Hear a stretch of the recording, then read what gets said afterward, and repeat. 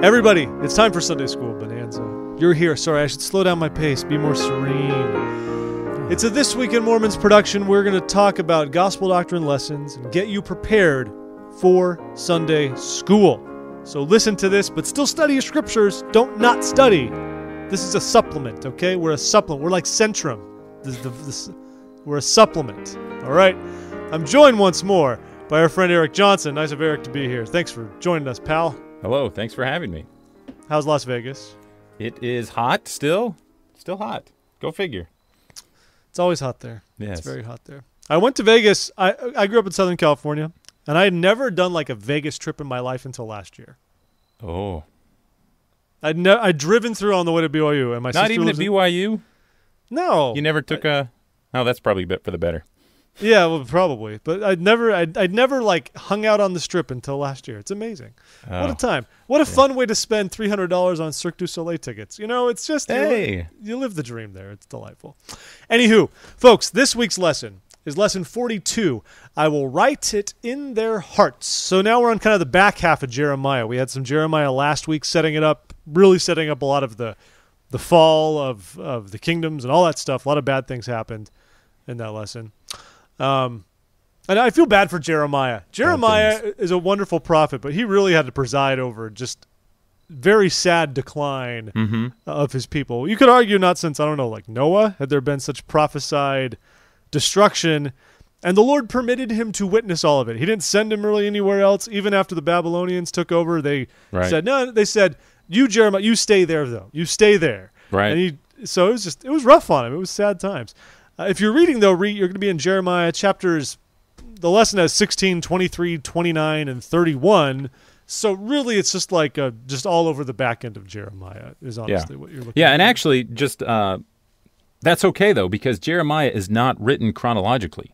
It is. There you go. So I heard somebody say, well, that's so weird because it's so different than other books of Scripture. But if I remember correctly, the Doctrine and Covenants is also not ordered chronologically and skips around a little bit. Do not read Doctrine and Covenants thinking you're going to read History of the Church. It's not, not the same thing. No, it is not. So Jeremiah, same deal, kind of skipping around a little bit. So sometimes it's 500 Days of Summer. That's basically what it's right here. Oh man, that's what this is. Nice, delightful. Yes. Yeah. Not to equate it to that. I just mean the structure and the approach taken to do it. Correct. Okay. I'm gonna move on there. So we're going to talk about the gathering of Israel. We throw this around a lot in the church. I don't know that we always understand what it really means. I think it means a lot of things because you picture the dispersing of Israel, and you see, the tribes all being taken away. First the northern tribes, then eventually by Assyria. Then Babylon takes over Assyria in the interim, and then eventually comes after Judah, right? So we picture that. So I always picture the gathering being like, hey, these physical 12 tribes. Like I honestly, in my head, I picture it like the Olympic opening ceremonies, as if they're going to walk back with the banner. They have little of their flags country, for each tribe, sure. and just kind of march back into the arena and be like, we're back, guys. We're gathered. Reuben's flag would actually be a Reuben sandwich, right? I mean, it's got to be on the flag. Oh, give me that sauerkraut and Russian dressing. That's right. I want it. I'm craving it now. How dare there you go. So, but it's not. It's more than that. That's not. But exactly this is where they first get is. scattered, though, right? This is when we're first scattering. We're scattering them, and yet Jeremiah is already foreseeing the gathering post-scattering. So what is it like? What does that mean? Like, Erik, take us. Like, what do you take the gathering to be? What is? Well, so that's interesting because each one of these chapters that is highlighted for the lesson basically touches on the same event, the idea of destruction and scattering and eventual restoration and gathering. And, I was thinking about that. I was thinking about the 10th article of faith where we talk about we believe in the literal gathering of Israel and in the restoration of the 10 tribes. And this is something that we memorize as the 10th article of faith, but it's not something that comes up often in general conference. It's not something that you hear talked about. This last time when I was reading just that particular article of faith, is the word literal only applying to the gathering of Israel and not the restoration of the 10 tribes? And can those two things be separate?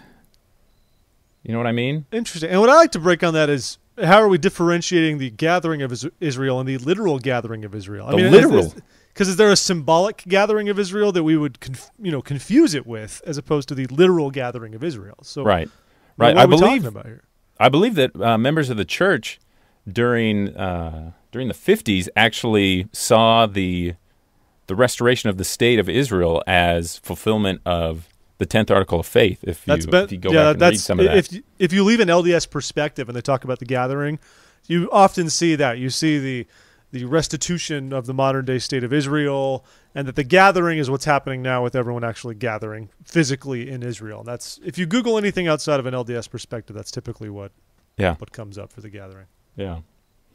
So, but I think it's talking, so what does this mean to us, right? We want to apply the scriptures to ourselves. And so I think that what Jeremiah is talking about with the gathering, what the 10th article of faith is talking about with the restoration of the 10 tribes, refers to, for us, it refers to missionary work for the most part. And that's the message or the sense that you get from reading these chapters in Isaiah, these chapters in Jeremiah as well. I got Isaiah on my mind. But it's fair that you mention Isaiah, because we've talked about it before. Isaiah talks about his swift messengers. That's what Isaiah talked about, and Jeremiah even brings it up.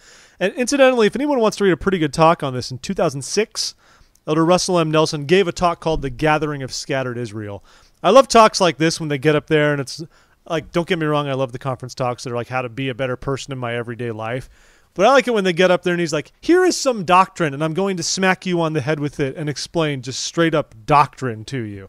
And it's one of these talks where you can read, where he leads off with the Abrahamic covenant, the scattering of Israel, the gathering of Israel, what it means to us in this day and age. And he quotes, he references Isaiah and the swift messengers. And so those are the missionaries. I mean, that's a big thing that this all discusses right here, is the missionaries, like you said, Eric. Yeah. The fishers, the hunters. The fishers and the hunters. So in chapter 16 of Jeremiah, the destruction and eventual restoration, verses 1 through 13 talk about the destruction. The Lord warns Jeremiah not to get married or have children, because it's just not worth it. It's going to be a disaster. It's going to be a bum rap. It's going to be a bum rap, buddy. You don't even want to deal with it. So when you get to verse 14 and 15 then of chapter 16, now we're talking about the restoration, okay? Therefore, behold, the days come, saith the Lord, that it shall no more be said, the Lord liveth that brought up the children of Israel out of the land of Egypt, but the Lord liveth that brought up the children of Israel from the land of the north, and from all the lands whither he had driven them, and I will bring them again into their land that I gave unto their fathers. Okay. So now we're restoring them. And we get this image of, hey, I'm Jehovah, and I know I've been known for the Exodus. That was pretty famous, right? You probably heard about that. Yeah. I'm now going to be famous for restoring Israel after the Babylonian captivity.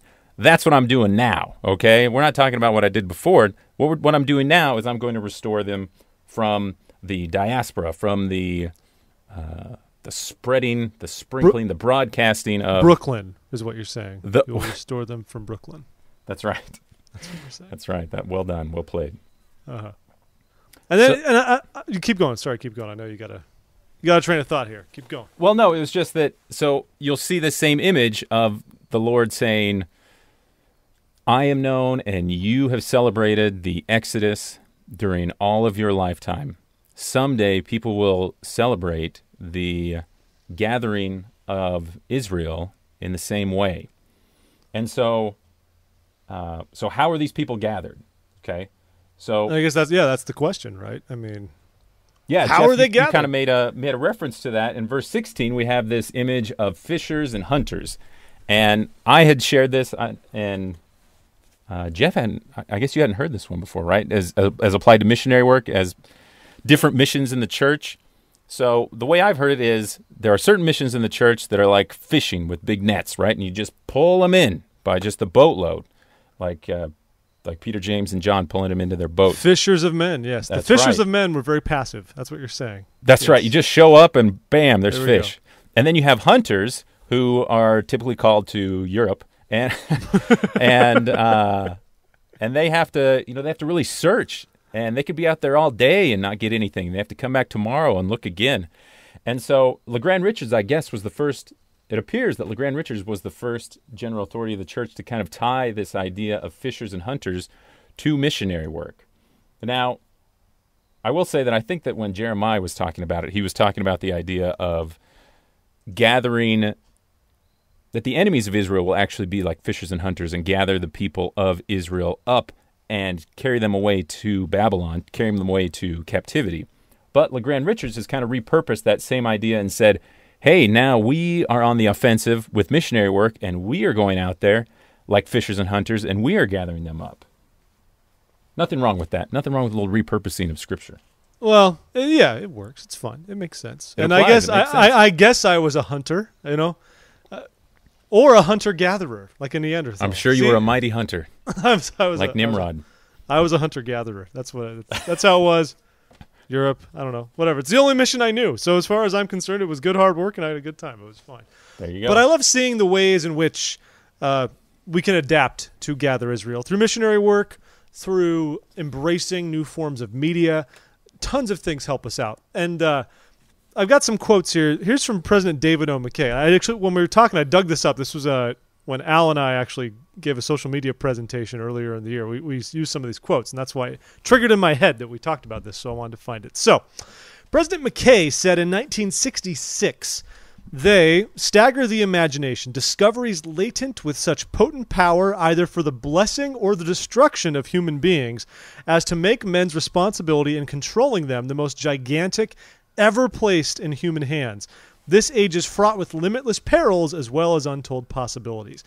And the big thing that was going on here in the late 60s was the church really breaching out with how much it broadcasted conference, especially its radio empire. It had done radio for a long time, but the church was buying radio stations internationally and broadcasting conference a lot more. And that's sort of what he's referring to in that instance. Likewise, did it say blessings and...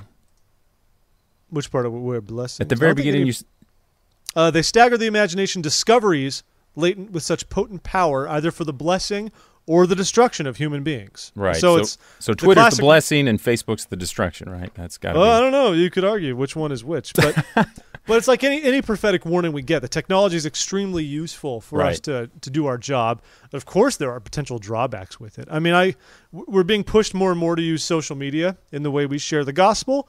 Obviously, social media can become a major problem if you don't know how to use it effectively, or if you have an addictive personality, or suffer from depression, or any number of things. So we have to be careful with these sorts of things. But at the end of the day, I am a firm believer that God has blessed man with the ingenuity to develop technology as a means to his end of gathering his children. And we have to face the perils because we've always had to face the perils, whatever those may be. You go back to the Book of Mormon, the peril then was more straightforward. You either had jerks on the street who were preaching, you had Korah whores, preaching false doctrine and people listening to him. And then you had other prophets. You had Pahorans and others preaching true doctrine. And it was just a battle of wills in that sense. That battle of wills today has been expanded to television and radio and internet and whatever else you want to find. But it's all there and it's useful for us. Yeah, a lot of different ways in which missionary work has changed. Not even, in the last century. In our lifetimes, we were talking about that, how missionary work has changed to some degree. Yeah, I mean, you and I are both pre-preach my gospel missionaries, right? And so which makes us old when it comes to missionaries, right? We remember 6 discussions. Those were the best. Though it cracked me up when they were talking as if they didn't want people to be reciting memorizations anymore. I don't know how your mission was, but we were like, well, yeah, duh, they're just guidelines. We're not just like going into everyone's house and just saying the exact same thing every time, verbatim. Like that's the way you teach people. I don't know. I agree. I agree. But I love seeing it. We have younger missionaries now. There are pitfalls with that we've seen. That's right. I think they have a lot of enthusiasm. They have less maturity, and that's okay. They're still good kids. But we see the way the Lord is preparing the way to hasten his work more and more. And I mean, which is why even Elder Perry's remarks a year ago was just called hastening the work of salvation. And that's kind of become the mantra of the church in the past year and a half or so. And it's all about the gathering. It's all about bringing the Lord's fold back, bringing them back to the Abrahamic covenant, adopting them into the house of Israel. That's what this is all about. That's right. Restoration.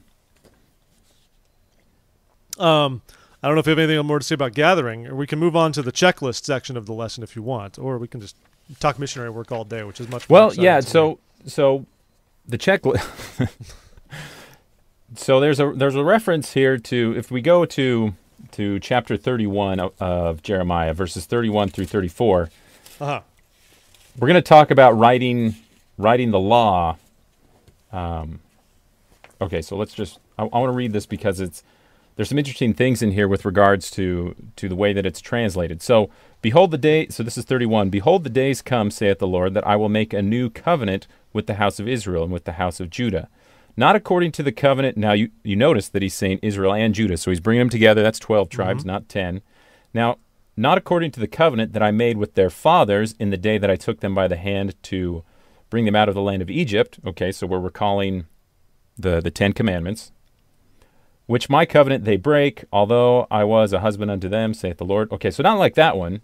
Verse 33, but this shall be the covenant that I will make with the house of Israel after those days, saith the Lord. I will put my law in their inward parts and write it in their hearts, and will be their God, and they shall be my people. Okay, so that's other translations of that idea. Okay, so it does say inward parts, it does say heart, but to a Hebrew, to a biblical Israelite, that would be like hearts and minds is to us. Okay, so when you say I'm writing on your hearts, that means like psychologically, it's part of your spiritual, emotional, everything, and that's the way the covenant is going to be written. This idea of new versus old covenant, New Testament, Old Testament, is actually kind of a mistranslation. It's actually more new covenant, old covenant. So here we have in Jeremiah a beginning of a new covenant, which really, is going to take off during the ministry of Jesus Christ. But he's going to want to write it in your hearts. And this is very different than the Ten Commandments way of doing things, the Sure. Law of Moses way of doing things, which is why I'm a little disappointed that it's associated with a list. Oh, but And the list includes such stalwarts as love your neighbors, honor your parents, be morally clean, keep the Sabbath day holy, choose appropriate media, wear modest clothing, and select suitable music, which is also related to media, I suppose, but they had to get a G in there. But these are all good points. Well, those kids and their music, though, we got to make sure to hit on that. Yeah, I don't take any issue with them. The one I always see is when it says wear modest clothing, I always like to think about a broader interpretation of just be modest in general, because when I think of modesty, I always think of like women's shoulders or something like that when we talk in an LDS context. Yeah. What it really means is don't be flashy. Don't draw attention to yourself. Be meek, be humble, be modest in the way you carry yourself. That's what it's all about. It's all about just not drawing undue attention to oneself. And that is an important thing. When I see our leaders, the brethren, I see them as great men and we all revere them and appreciate them, but you don't see any of them as flashy types who are kind of loving the attention or going out of their way for us to pay attention to them or anything like that, So that's what I always take for modesty. The rest are all good too. Yeah. No, and tying into that, so Joseph Smith, when asked about how he governed so many people, okay, so This is kind of the same idea of having it written in your heart. He said, I teach the people correct principles, and they govern themselves. Imagine that. I know. Imagine, if you will. I didn't give them a list. We love lists, though, right? We love lists. That was my takeaway from General Conference. We love lists. We love to have it way explained to us. That's just the way it is. But it's true. Govern yourselves, folks. Trust in your own ability to receive interpretation as you prayerfully study things out. Well, we're going to have to tie it off here. We're coming up to our limit because we promised to never go over on this show. But I've enjoyed this very much. We hope you'll join us at thisweekinmormons.com. Look out for our other podcasts. Subscribe, write reviews, send us an email at contact@thisweekinmormons.com. Follow us on Facebook at Find This Week in Mormons. And Eric, what's our Twitter handle? The Real Twim, right? At the Real Twim. Be nice to Jeff on Twitter. And Eric This is Eric, so you can find him on Twitter as well if you want to hang out with him. But we're glad you stopped in, Eric. Thanks for spending time with us. Thanks, Jeff. Appreciate it. And Sunday